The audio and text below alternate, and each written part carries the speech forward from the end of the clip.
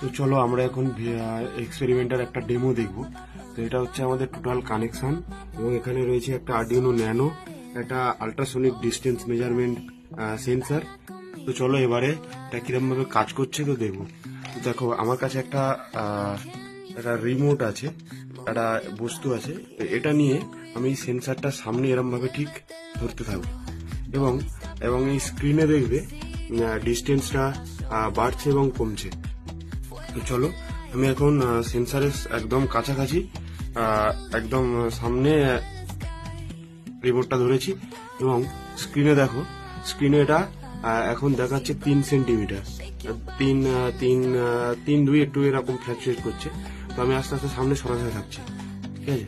তো তোমরা স্ক্রিনের দিকে দেখো, এটা আস্তে আস্তে বাড়তে থাকে, 6 সেন্টিমিটার, 7, 8 আর 10। তো এই ধরনের এক্সপেরিমেন্ট তোমরা যদি দেখতে চাও এবং শিখতে চাও, বাংলায় রোবোটিক্স শিখতে চাও, তাহলে চ্যানেলটা সাবস্ক্রাইব করো, লাইক করো, কমেন্ট করো, এবং ফেসবুক থেকে দেখলে পেজটাকে ফলো করে দাও।